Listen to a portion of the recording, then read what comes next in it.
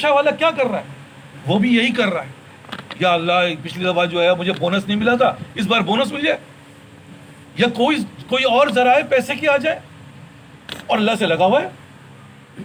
لیکن کیا ہم اور آپ اس بات کے لیے بیٹھے، یا اللہ اس رمضان گزر گیا، یہ رمضان آ گئے، یا اللہ مجھے میرے اندر فجر نہیں ہو پا رہی، یا اللہ مجھے فجر کی توفیق عطا فرمائیے، یا اللہ میں جماعت سے نماز نہیں پڑھ پاتا، میں تو گھر پہ پڑھ لیتا ہوں، یا اللہ مجھے جماعت کی توفیق عطا فرمائیے، یا اللہ میں فلاں کام جو ہے وہ بڑا بخیل ہوں، مال اللہ کے راستے میں خرچ نہیں کرتا ہوں، مجھے اس بات کی توفیق عطا فرمائیے۔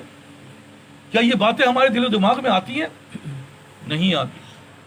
میں بار بار کہہ رہا ہوں نہیں، اگر میں کہہ رہا ہوں آتی ہوتی تو میں نے کہا نا کہ وہ تو نظر آتا، بہت ساری چیزیں تو نظر آ رہی ہیں، ہاں بھائی ایسا ہوا ہے، ایسا ہو رہا ہے، کہنے کی ضرورت نہیں ہے۔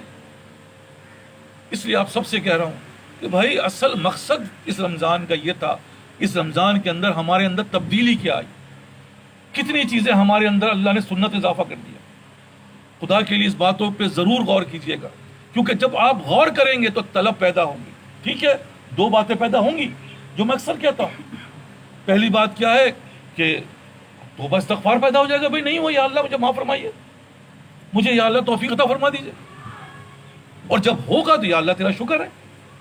اور یاد رکھیے یہ جو نفس ہے ہمارے ڈاکٹر عبدالحی صاحب رحمۃ اللہ علیہ اکثر ان باتوں کو کہتے ہیں، دیکھو نفس تمہارا جو ہے وہ لذت مانگتا ہے، نفس کو جس چیز میں اندر لذت مل جائے گی وہ کرنے لگتا ہے، لذت نہیں ملے گی نہیں کرے گا۔ اسی طرح اگر تم نے اس کو اللہ کی لذت دلا دی، اللہ کے ذکر کی لذت دلا دی، اللہ کی فکر کی لذت دلا دی، تو پھر یہ دنیا کی لذت اس کے سامنے کچھ بھی نہیں ہے۔ شاعر کہتا ہے دو عالم سے کرتی ہے بیگانہ دل کو، عجب چیز ہے لذت آشنائی۔ یہ اللہ کی لذت جو ہے ایک عجیب سی اس کے اندر آشنائی ہے کہ دنیا سے جو ہے وہ کیا کر دیتی ہے، بیگانہ کر دیتی ہے، کہ اس کو لذت دینی۔ لذت کیا ہے؟ دیکھیں کسی بھی چیز کا ریوارڈ ملنا لذت کہلاتا ہے۔ ایک بچے کو جو ہے وہ فرسٹ پوزیشن آیا، اس کو انعام ملا، اس کو فرسٹ پوزیشن آنے کے اندر جو عزتیں ملی، جو اس کو انعامات ملے، وہ اس کو اگلے سال پھر اس بات کے لیے مجبور کرے گا کہ میں دوبارہ فرسٹ آؤں۔ یہی اس کی لذت نے اس کو کیا کیا، اس کے اندر یہ جذبہ پیدا کیا۔ جب ہم بھی یہ بات دیکھیں گے یا اللہ تیرا شکر ہے میں پہلے پیچھے صف میں تھا اگلی صف میں آ گیا، تو مجھے ایک لذت محسوس ہوگی، ریوارڈ محسوس ہوگا، ہاں بھئی اللہ نے مجھے توفیق عطا فرمائی، یا اللہ تیرا شکر ہے۔ اب میں اس لذت کے بنا پر اس پچھلے صف کو چھوڑوں گا نہیں، اگلی صف کو چھوڑوں گا نہیں۔ اسی طرح ہر چیز میں ایک سنت کا اضافہ ہو گیا، سیدھا پیر الٹا پیر، جوتا سیدھا پہنے پہنوں گا، الٹے پیر سے اتاروں گا، ہاتھ سیدھے ہاتھ سے کھاؤں گا، الٹے ہاتھ سے نہیں کھاؤں گا۔ یہ کیا ہے؟ آپ جب غور کریں گے تو آپ محسوس کریں گے ہاں یار یہ چیز میرے اندر آئی ہے، کیا مطلب وہ ایک لذت پیدا ہوگی، ایک شکر کا مقام پیدا ہوگا، تو پھر وہی چیز آپ کو کیا کرے گی، دوسری چیز کی طرف مائل کرے گی۔ لیکن اگر ایسا نہیں ہے اور ایسا نہیں ہوا تو انا للہ و انا الیہ راجعون، جہاں کھڑے تھے وہیں کھڑے ہوئے، 20 سال بھی وہیں کھڑے رہیں گے، لیکن وہ کھڑا نہیں ہے بلکہ خسارے میں ہے، بہت بڑے خسارے جس کے بارے میں نبی کہہ رہا خسارے میں۔ تو پھر ہم اور آپ کس بات کے انتظار میں ہیں؟ جو موت آ جائے گی تو خسارے میں چلے جاؤ۔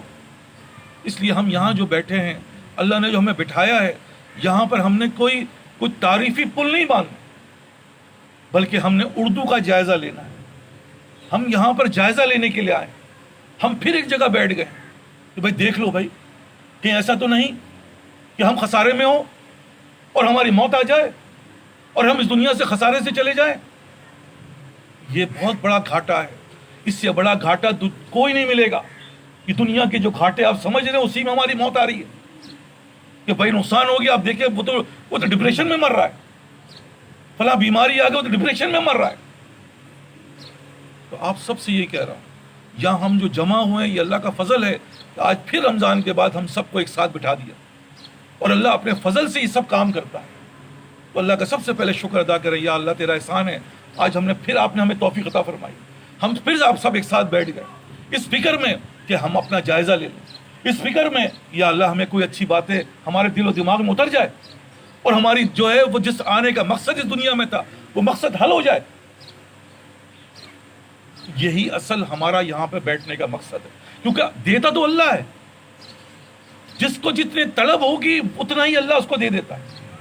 کہنے والے نے کیا خوب کہا کہ بارش ہو رہی ہے، کوئی جب چمچہ لے کے جائے گا تو چمچے میں بارش کا قطرہ بھرے گا، کوئی جو ہے وہ مگ لے کے جائے گا تو مگ بھر جائے گا، لیکن کوئی بالٹی لے جائے گا تو بالٹی بھر کے لائے گا.